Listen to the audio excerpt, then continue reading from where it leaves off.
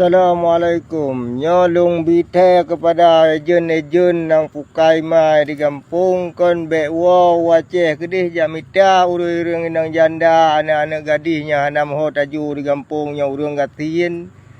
Kaju peng kaju paspor untuk ijak Malaysia kena tu kena kapublo lam pukai ma ke ejen pali gede. Nyo paduna ka korban empat urang inang dumyo. Gara-gara ejun nampukai ma ji menjanji nak kerja di Malaysia dah uji ji publo ke warung pokong ke rumah-rumah India publo ke rumah-rumah Cina yang lajang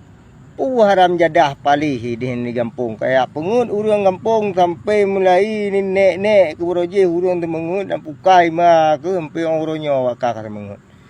kacau urang ini yang di kampung kayak ame kena Malaysia tapi kai ni Malaysia dia tak buat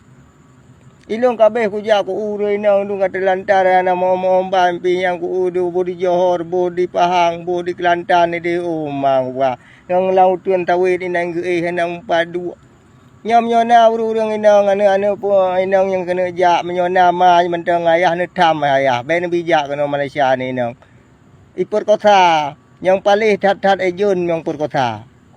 icok HP icok peng memandu mana netal lepas kena Malaya nupah kena Malaya tetapi hanam 4 gaji muput bulan atau 8 bulan ni kerja bar India yang lagi kejadian anak PD ya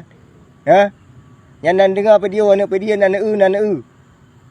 mesti mikir bacu urang ci kampung kan darah ni baik pulih kena Malaysia nyan tu Malaysia nyan kaya ada ke LCT na mampu bekerja pi lampu kaima ji kerja tan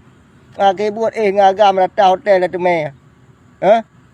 nyai ku dengan anak Aceh dung ngetam Rajalila kaino hanya awak Madura hum lah awak Jawa nyo anak Aceh menyo anak Madura nama pemenyan hanan perle pegah nyo anak Aceh mama tu urang mentaat ke agama ayah tu urang taat ke agama terus kena ka suat lu ngagam lain ngembang lah ino yang enak terlium lung di pancaran jaga anak ni naik kampung menyo ni nang main bijak menyo anak agama bijak dia tu laran to deuk tron tu kai drop legend kai pulau kampung kai drop le immigration ni no